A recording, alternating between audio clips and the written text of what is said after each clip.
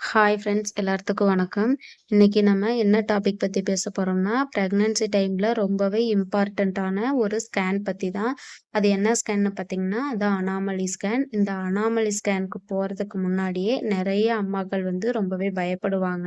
Scan report கையில குடுத்து, doctor உங்க குழந்தை நல்லா இருக்காங்க அப்படின்ட்டு சொல்ற வரைக்குமே நம்ம மைண்ட்ல ஏதாவது ஒரு கேள்வி ஓடிக்கிட்டே தான் இருக்கும். எல்லாமே குழந்தைக்கு சரியா இருக்குமா இல்லையா? டாக்டர் ஏதாச்சும் ப்ராப்ளம்னு சொல்லிருவாங்களோ? ஏன் இந்த ஸ்கேன் எடுக்கறக்கு இவ்ளோ நேரம் எடுத்துக்கிறாங்க? அப்படின்னு நெறைய கேள்வி நம்ம மனசுக்குள்ள இந்த டைம்ல வந்துட்டே தான் இருக்குங்க. உண்மைய சொல்லணும்னா, இந்த பயம் வந்து ரொம்பவே நார்மல் தான். ஏன்னா, அம்மா வந்து குழந்தை வயித்துக்குள்ள இருக்கிற வரைக்குமே, குழந்தைக்கு எல்லாமே சரியா இருக்கணும் அப்படின்ட்டு நெனைப்பாங்க. ஒவ்வொரு விஷயமும் தெரிஞ்சுக்கணும்னு ஆசைப்படுவாங்க. அதனால தான் இன்னைக்கு இந்த அனாமலி ஸ்கேன் பத்தி முழுசா எல்லாருமே புரிஞ்சுக்கிற மாதிரி பேசப் போறோம். பிரெக்னன்சி டைம்ல எடுக்கிற எல்லா ஸ்கேனுக்குமே ஒரு முக்கியமான காரணம் இருக்கும். ஆனா, டாக்டர் வந்து இந்த ஸ்கேன மட்டும் மிஸ் பண்ணிறவே கூடாது அப்படின்னு சொல்ற ஸ்கேன்ல இதுவும் ஒண்ணு. இந்த ஸ்கேனோட முக்கியமான நோக்கம் என்னன்னு பார்த்தீங்கன்னா, குழந்தையோட உடம்புல எல்லா உறுப்புகளுமே சரியா வளர்ந்திருக்கா அப்படின்ட்டு தெளிவா பார்க்கறதுக்காக தான். பொதுவா டாக்டர் வந்து இத 5வது மாசத்துல எடுக்க சொல்லுவாங்க. அதாவது 18ல இருந்து 22 வாரத்துக்குள்ள இந்த ஸ்கேன எடுங்க அப்படின்னு சொல்லுவாங்க. ஏன்னா, அப்பதான் குழந்தையோட எல்லா உறுப்புகளுமே நல்லா உருவாகி இருக்கும். அதனால தான் இந்த டைம்ல எடுத்தா தெளிவா பார்க்க முடியும். நெறைய பேருக்கு ஒரு சந்தேகம் இருக்கும். ஏற்கனவே ஸ்கேன் எடுத்திருக்கிறோமே, இந்த ஸ்கேன் எதுக்கு அப்டின்ட்டு.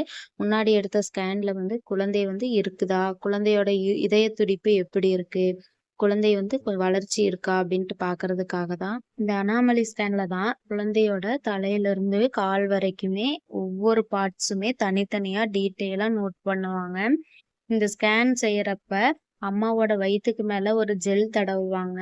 அதுக்கப்புறம் ஒரு ரோப் மாரி ஒண்ணு வச்சு மெதுவா நகர்த்தி குழந்தைய பார்ப்பாங்க. இந்த ஜெல் வந்து தடவுறதுக்கு காரணம் என்னன்னு பார்த்தீங்கன்னா, குழந்தையோட உருவம் வந்து தெளிவா தெரிஞ்சுக்கணும் அப்படிங்கிறதுக்காகத்தான். இந்த ஸ்கேன் செய்யறப்ப குழந்தைக்கு எந்த விதத்திலயுமே ஆபத்து இருக்காது. இந்த ஸ்கேன் வந்து ரொம்பவே சேஃபா தான் பண்ணுவாங்க. இந்த ஸ்கேன்ல என்னென்னலாம் டீட்டெயிலா பார்ப்பாங்கன்னா, முதல்ல பேபியோட தலை. தலை வந்து சரியான ஷேப்ல இருக்கா அப்படின்னு பார்ப்பாங்க. மூளை வந்து நல்லா டெவலப் ஆகியிருக்கா? பிரெயின் ஸ்ட்ரக்சர்ஸ்லாம் சரியா இருக்கா? அப்படின்ட்டுலாம் பார்ப்பாங்க. அதுக்கப்புறம் பேபியோட ஃபேஸ் பார்ப்பாங்க. மூக்கு, உதடு எல்லாமே சரியா இருக்கான்னு பார்ப்பாங்க. சம்டைம்ஸ் வந்து கிளெஃப்ட் லிப் மாதிரி பிறவி குறைபாடு இருக்கா? அப்படின்ட்டு கூட பார்ப்பாங்க. அதுக்கப்புறம் கழுத்து பார்ப்பாங்க. முதுகெலும்பு, ஸ்பைன் வந்து நல்லா மூடியிருக்கா? அப்படின்ட்டு பார்ப்பாங்க. ஸ்பைன் நல்லா டெவலப் ஆகுறது ரொம்பவே முக்கியம். அடுத்து ஹார்ட் பார்ப்பாங்க. ஹார்ட் வந்து பேபிக்கு எவ்ளோ முக்கியம்னு நமக்கு நல்லாவே தெரியும். அதனால ஹார்ட்ட வந்து நல்லா டீட்டெயிலா கவனமா பார்ப்பாங்க. ஹார்ட் பீட் இருக்கா? ஹார்ட் சேம்பர்ஸ்லாம் கரெக்ட்டா இருக்கா?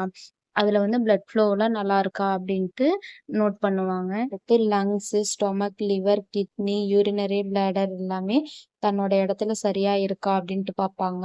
கிட்னி யூரின் ப்ரொடியூஸ் பண்ணுதா? அப்படின்னு பார்ப்பாங்க. பிளாடர் ஃபில் ஆகுதா? அப்படின்னு பார்ப்பாங்க. அடுத்து பேபியோட கை, கால், விரல்கள் எல்லாமே டெவலப் ஆகியிருக்கா? அப்படின்னு பார்ப்பாங்க. நெறைய பேரண்ட்ஸ் வந்து பேபியோட ஃபிங்கர்ஸ்லாம் இருக்கா? அப்படின்னு கேட்பாங்க. அதையும் வந்து டாக்டர் வந்து ஃபுல்லா நோட் பண்ணியிருப்பாங்க. இன்னொரு முக்கியமான விஷயம், பிளாசென்டா வந்து எங்க இருக்கு அப்படின்னு பார்ப்பாங்க. ஆன்டீரியரா, போஸ்டீரியரா, ஃபண்டலா, லோ லேயிங் பிளாசென்டாவா இப்படி எந்த பொசிஷன்ல இருக்கோ அதை கரெக்ட்டா நோட் பண்ணி ஸ்கேன் ரிப்போர்ட்ல மென்ஷன் பண்ணிருவாங்க. அதே மாதிரி பேபிய சுத்தி இருக்கிற அம்னியாட்டிக் ஃப்ளூயிட் வந்து கரெக்ட்டான அளவுல இருக்கா அப்படின்ட்டு பார்ப்பாங்க. அதுக்கப்புறம் பேபியோட குரோத்த வந்து மெஷர்மென்ட் பண்ணுவாங்க. குழந்தையோட தலையோட சுற்றளவு, வயிறோட சுற்றளவு, தொடை எலும்போட நீளம் எப்படி இருக்கு, பேபியோட வெயிட் எவ்வளோ இருக்கு அப்படின்ட்டு எல்லாமே மெஷர்மென்ட் பண்ணுவாங்க. அந்தந்த வாரத்துக்கு ஏத்த மாதிரி சரியா இருக்கா அப்படின்ட்டு நோட் பண்ணுவாங்க. அடுத்து இந்த ஸ்கேன் வந்து எவ்வளோ சீக்கிரம் முடிப்பாங்க அப்படின்ட்டு பார்த்தீங்கன்னா, இந்த ஸ்கேன் முடிக்கிறதுக்கு பேபியோட பொசிஷன பொறுத்து தான். பேபி கரெக்ட்டா கிளியரா தெரியிறாங்க, எல்லாமே கரெக்ட்டா இருக்குன்னா 20 நிமிஷத்துலயே முடிஞ்சிரும். இல்லைன்னா பேபி வந்து தலைய திருப்பிட்டு இருந்தாங்க, சரியா தெரியல அப்படின்ட்டா வந்து 30 நிமிஷம் கூட ஆகலாம். இல்லைன்னா 45 நிமிஷம் கூட ஆகலாம். ஏன்னா பேபியோட பொசிஷன் மாறி இருந்துச்சுன்னா, அவங்களுக்கு கொஞ்சம் சிரமமா இருக்கும். அதனால வந்து வாக்கிங் போயிட்டு வாங்கன்னு சொல்லுவாங்க. தண்ணி நெறையா குடிக்க சொல்லுவாங்க. இல்லைன்னா கொஞ்ச நேரம் வெயிட் பண்ணுங்க, அப்புறம் பார்க்கலாம் அப்படிம்பாங்க. அதனால இது வந்து பேபியோட பொசிஷன பொறுத்து தான் இன்னொரு பெரிய டவுட் என்னன்னா, ரிப்போர்ட்ல நார்மல்னா இனிமே எந்த பிரச்சனையும் இருக்காதா? அப்படின்ட்டு தான். அப்படி வந்து 100% சொல்ல முடியாது. ஏன்னா, இந்த ஸ்கேன் வந்து ரொம்பவே முக்கியம் தான். ஆனா 100% பார்த்தீங்கன்னா, எல்லா கண்டிஷனையும் இந்த ஸ்கேன்ல கண்டுபிடிக்க மாட்டாங்க. அதனால தான் சொல்றாங்க, டாக்டர் செக்கப் வந்து கரெக்ட்டா போகணும் அப்படின்ட்டு. ரிப்போர்ட்ல உங்களுக்கு ஏதாச்சும் டவுட் இருந்துச்சுன்னா, டாக்டர்ட்ட தயங்காம கேளுங்க. டாக்டர் வந்து தேவைப்பட்டா ஃபீட்டல் எக்கோ எடுக்க சொல்லுவாங்க. ரிப்பீட் ஸ்கேன் கூட செஞ்சுட்டு வாங்கன்னு சொல்லுவாங்க. இல்லைன்னா ஸ்பெஷலிஸ்ட் ஒப்பீனியன் ரெக்கமெண்ட் கூட அவங்க செய்யலாம்.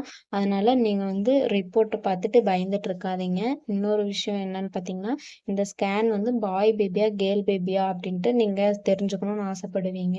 ஆனா டாக்டர் வந்து இந்த விஷயம் அவங்களுக்கு தெரிஞ்சிருக்கலாம். ஆனா சொல்ல மாட்டாங்க. ஏன்னா இந்தியாவுல வந்து இது சட்டப்படி இது வந்து ரொம்பவே தப்பு. அவங்களோட பாலினத்த வந்து சொல்றது, வெளிய சொல்றது. அதனால அவங்க சொல்ல மாட்டாங்க. அதனால நீங்க வந்து கேட்காதீங்க. அவங்கள கட்டாயப்படுத்தாதீங்க. இந்த ஸ்கேன் போறதுக்கு முன்னாடி நல்லா சாப்பிட்டு போங்க. சாப்பிடாம போகாதீங்க. ஏன்னா இந்த ஸ்கேன் எடுக்கிறதுக்கு எவ்வளோ நேரம் ஆகும்னு தெரியாது. அதனால நீங்க முடிச்சுட்டு வந்து சாப்பிட்டுக்கலாம் அப்படின்ட்டுலாம் நினைக்காதீங்க. வெளியிலயும் வாங்கி சாப்பிடாதீங்க. வீட்லயே நல்லா சாப்பிட்டு போங்க. டாக்டர் சொன்ன ரிப்போர்ட்ஸ் எல்லாமே எடுத்துட்டு போங்க மறக்காம. இந்த டைம்ல லூஸ் ட்ரெஸ்ஸா போடுங்க. டைட்டா போடாதீங்க. ஏன்னா, டைட்டா போட்டீங்கன்னா, பேபியோட மூவ்மெண்ட்ஸ் வந்து கொஞ்சம் கம்மியா தெரியலாம். அதனால தான். இல்ல இந்த டைம்ல வந்து ரொம்ப டென்ஷனா இருக்காதீங்க. எப்பவுமே ரிலாக்ஸா இருங்க. எல்லாமே உங்களுக்கு நார்மலா தான் இருக்கும். அதனால நீங்க கவலைப்பட்டுட்டு நீங்க டென்ஷனா இருக்காதீங்க. இந்த ஸ்கேன் வந்து எவ்ளோ இம்பார்ட்டன்ட்டுன்னு உங்களுக்கு இப்ப நல்லாவே தெரிஞ்சிருக்கும். அதனால இந்த ஸ்கேன் எடுக்கிறப்ப நீங்க பதட்டப்படாம போங்க. நல்லதே நடக்கும். உங்க குழந்தை வந்து ரொம்பவே ஹெல்த்தியா இருப்பாங்க. இந்த மாதிரி நெறைய யூஸ்ஃபுல்லான விஷயங்கள் தெரிஞ்சுக்கிறதுக்கு நம்ம சேனல சப்ஸ்கிரைப் பண்ணிக்கோங்க.